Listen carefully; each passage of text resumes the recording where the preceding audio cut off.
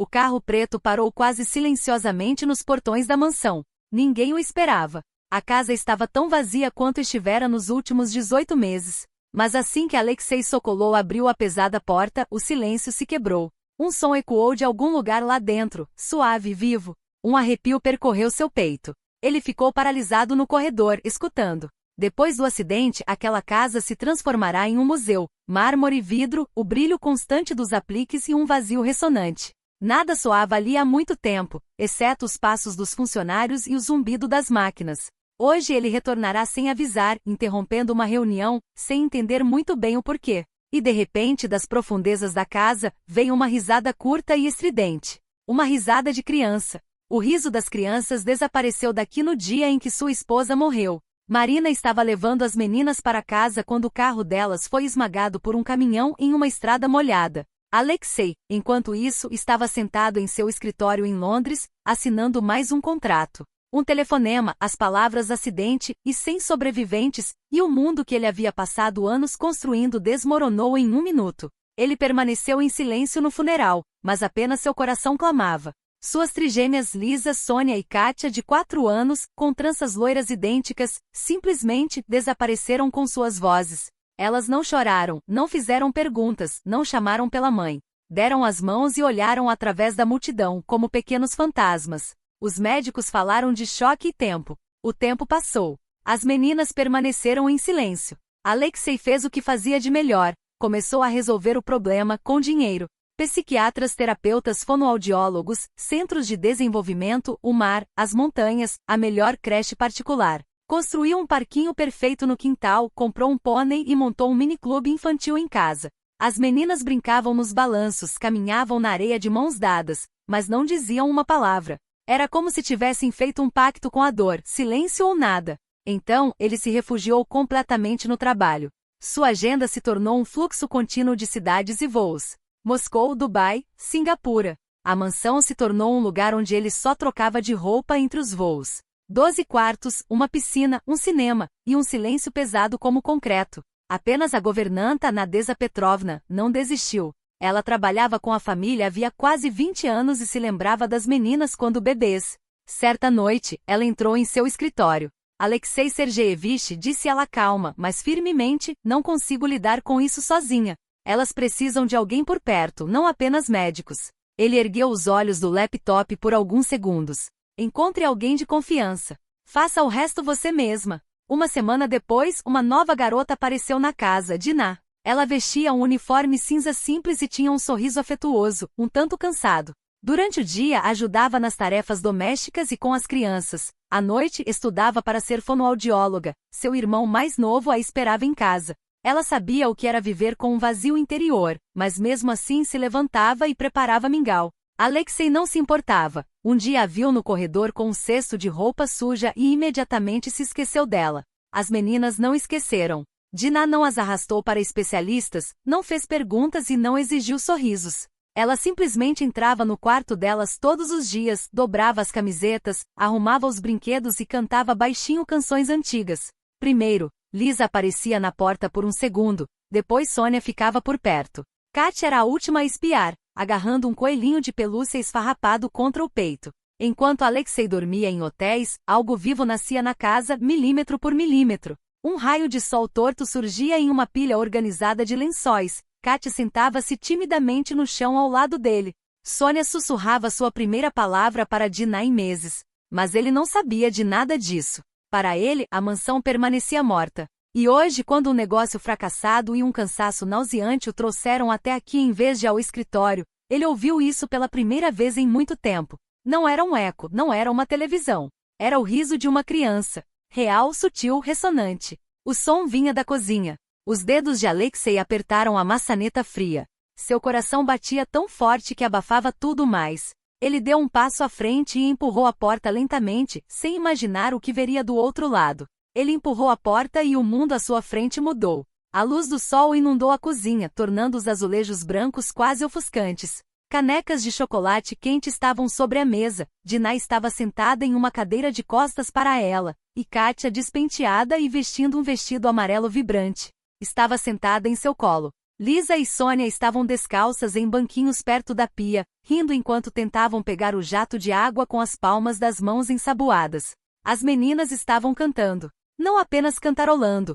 Elas cantavam uma canção familiar sobre o sol da infância, tropeçando nas cordas, interrompendo umas às outras, caindo na gargalhada. Vozes que ele pensava estarem perdidas para sempre preenchiam a cozinha de forma tão intensa que lhe davam vontade de chorar. Dinah retomou a melodia delicadamente, segurando Kátia com uma mão e moldando pequenos círculos de massa sobre uma toalha com a outra. Alexei parou abruptamente na porta, incapaz de dar um passo. Sua pasta escorregou de seus dedos e caiu com um baque no chão. As meninas não perceberam, em seu mundo naquele momento só existiam Dinah, o som da água espirrando e a música. Kátia, com a cabeça jogada para trás, olhou para ela como antes olhava para Marina, com fé completa e incondicional de que havia alguém por perto que jamais desapareceria. Por 3 segundos, o peito de Alexei explodiu. Uma onda de alívio o invadiu de forma tão inesperada que lhe tirou o fôlego. Eles estavam vivos. Não apenas fisicamente vivos em espírito, rindo, cantando, discutindo, brincando. Era como se Deus, a quem ele havia apagado de sua vida há muito tempo, tivesse lhe devolvido a coisa mais preciosa que ele jamais ousara pedir. E então algo dentro dele se contorceu. A alegria surgiu e imediatamente se transformou em uma sensação estranha e incômoda. Junto com o alívio surgiram vergonha e raiva, não das meninas, mas de si mesmo e dela. Enquanto ele viajava pelo mundo fechando negócios, essa mulher desconhecida tinha feito o que ele não conseguirá. Ela tinha tirado seus filhos da escuridão onde ele os deixará no dia do funeral. E aquilo fora insuportável. O que está acontecendo aqui? Sua voz irrompeu de seus lábios tão alto que ele próprio se assustou. A música parou de repente, como se alguém tivesse desligado o som. Lisa agarrou-se convulsivamente à borda do banquinho. Sônia congelou segurando uma toalha molhada. Kátia deslizou lentamente do colo de Dinah e se escondeu atrás do ombro dela. Dinah se levantou devagar, colocando a menina cuidadosamente no chão. Seus dedos tremiam, mas seu olhar estava firme. Alexei Sergeyevich, disse ela baixinho, nós apenas. Você simplesmente se esqueceu de que aqui você é faxineira, não animadora. Ele quase gritou, sentindo o rosto esquentar. Quem te deu o direito de sentar meus filhos nas mesas, carregá-los para lá e para cá e fazer um circo na cozinha? E se um deles cair? E se algo acontecer? Nunca os deixei sozinhos por um segundo, sussurrou Dinah. Eles estavam em paz. Não preciso da sua preocupação, ele respondeu rispidamente. Arrumem suas coisas e vão embora. Hoje mesmo. Por um segundo, a dor brilhou nos olhos de Dinah, mas ele não ouviu desculpas nem súplicas. Ela apenas assentiu com a cabeça. As meninas se viraram para olhá-lo e pela primeira vez, ele viu algo além do vazio em seus olhares. Medo. Medo puro e infantil do homem que acabará de destruir seu pequeno oásis de aconchego. Dinah saiu da cozinha, de costas eretas, sem olhar para trás. As meninas a seguiram lentamente escada abaixo, de mãos dadas com tanta força, como se o mundo estivesse começando a desmoronar sob seus pés novamente.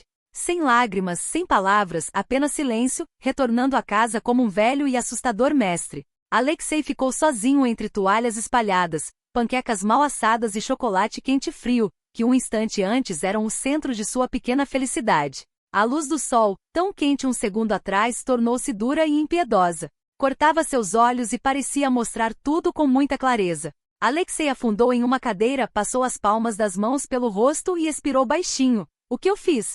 Mas a casa não respondeu mais. O silêncio preencheu novamente cada fresta, cada cômodo, cada pensamento. Ele não conseguiu dormir naquela noite. Ficou sentado em seu escritório com um copo de uísque intocado, encarando a fotografia de Marina, aquela em que ela está rindo, abraçando suas 3 filhinhas. Você não faria isso, sussurrou ele na escuridão, mas a escuridão não contestou. Ao amanhecer, Nadeza Petrovna veio vê-lo. Sem bandeja, sem as habituais palavras de consolo. Simplesmente parou diante dele e disse, eles têm conversado, Alexei Sergeyevich. Há mais de um mês. Cantaram, brincaram, contaram histórias. Graças a Dinah. O copo tremeu em sua mão.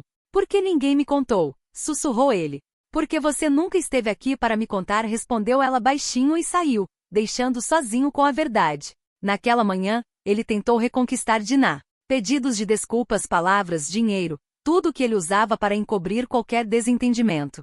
Mas o telefone estava silencioso. No dia seguinte, ele foi vê-la pessoalmente, numa casa antiga nos arredores da cidade, onde seu carro caro destoava das entradas descascadas. Um adolescente com um olhar intenso abriu a porta. É você? Perguntou rudemente. Alexei assentiu. Ela não quer te ver. A porta bateu na cara dele. Ele ficou parado no patamar, encarando a tinta descascada, e pela primeira vez percebeu que dinheiro não significava nada ali. Nem influência, nem nome, nem bilhões poderiam abrir aquela porta. E esse sentimento de impotência apertou seu peito mais do que todos aqueles anos de perdas. Naquela mesma noite, ele ouviu as meninas do lado de fora do quarto. Elas cochichavam entre si novamente, mas não o chamavam. Perguntavam se Dinah voltaria. Choravam baixinho para que ele não ouvisse. E cada palavra o atingia com mais força do que qualquer grito. Ele passou a noite no chão do corredor, com a testa pressionada contra a parede fria, ouvindo as vozes deles se dissiparem e depois se elevarem em um sussurro atrás da porta do quarto das crianças.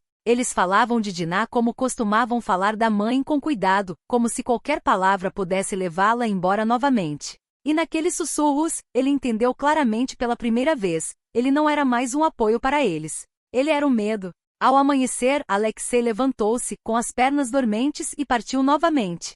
Para a mesma casa.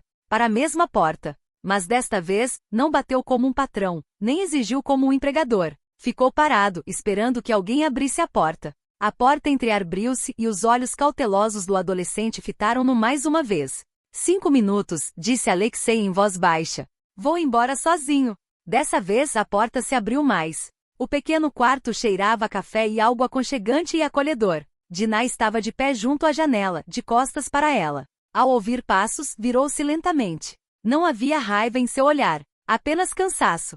Só me dei conta disso tarde demais, disse ele imediatamente, como se temesse que se permanecesse em silêncio, perderia a paciência novamente. Destruí não só o seu mundo, como também destruí meus filhos. Eles se calaram de novo. Não porque você foi embora, mas porque eu fiz isso. Ela permaneceu em silêncio. Não tenho nada a oferecer a vocês além da verdade, ele suspirou. Não sei como ser pai. Pensei que se eu os sustentasse, os protegesse financeiramente, contratasse os melhores, isso seria o suficiente. Mas simplesmente desapareci de suas vidas. E agora eles não acreditam em mim. E acho que têm todo o direito de não acreditar. Ele afundou lentamente na cadeira, como se suas pernas não pudessem mais sustentá-lo. Não estou pedindo que você volte como funcionário.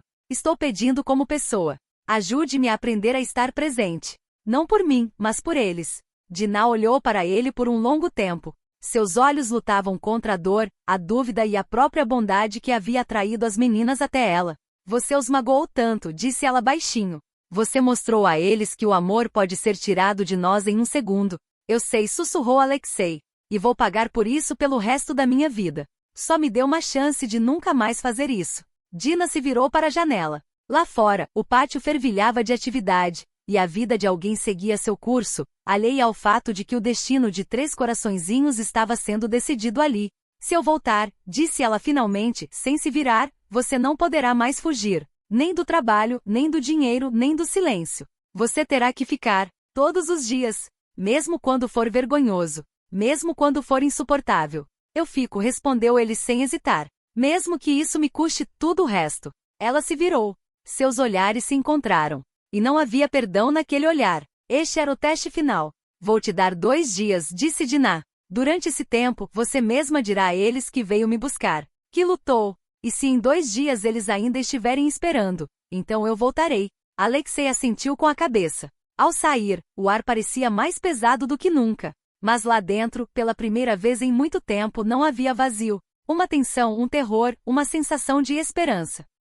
No portão, o carro parou lentamente, como se também temesse perturbar o frágil silêncio que envolvia a casa. Alexei deu um passo para trás, deixando as meninas seguirem em frente, como se estivessem indo em direção à luz após uma longa noite. Dinah saiu do carro e parou, vendo os 3 na janela da casa antiga. Lisa deu o primeiro passo, depois Sônia, e por último a pequena Kátia com o punho cerrado no peito. Eles não correram, caminharam com cautela, como se estivessem sobre o gelo fino de seus corações desconfiados. Dinah ajoelhou-se bem no caminho, sem esconder as lágrimas da criança recém-presenteada. Kátia foi a primeira a se jogar em seus braços, seguida por Sônia e Lisa, todas tremendo ao mesmo tempo. Eles falavam ao mesmo tempo, arrastando as palavras, chorando e rindo como se tivessem voltado para casa depois de uma longa viagem. Alexei ficou atrás deles e não ousou se aproximar imediatamente, com medo de destruir o milagre. Dina olhou para ele através das lágrimas e assentiu levemente em concordância. Ele se aproximou lentamente, como se estivesse reaprendendo a trilhar seu próprio caminho sem sua armadura habitual. 3 mãozinhas estenderam-se para ele, hesitantes, mas ao mesmo tempo como se alcançassem a única margem. Ele se ajoelhou ao lado deles e os abraçou a todos de uma vez, pela primeira vez sem se esconder atrás do medo. Naquele instante a casa pareceu exalar, libertando meses de dor silenciosa de suas paredes. As meninas cochichavam, riam, faziam perguntas, esquecendo-se do silêncio cauteloso que as mantinha daquela forma. Alexei ouviu cada palavra atentamente, como se estivesse reaprendendo a respirar após um longo período de sufocamento. Ele percebeu que a riqueza não traz de volta as vozes nem cura o silêncio dos corações partidos. Isso só ganha tempo, que sem amor se transforma em vazio como um quarto frio. Dina olhou para todos eles e, discretamente, esboçou um sorriso cansado e feliz após a batalha. Alexei pegou na mão dela e pela primeira vez, não se comportou como um mestre, mas como um pai presente. Havia muitos dias difíceis pela frente, contratempos, lágrimas e dúvidas que já não me assustavam. Porque agora, nesta casa, as vozes foram ouvidas novamente e a esperança permaneceu para sempre em seu interior.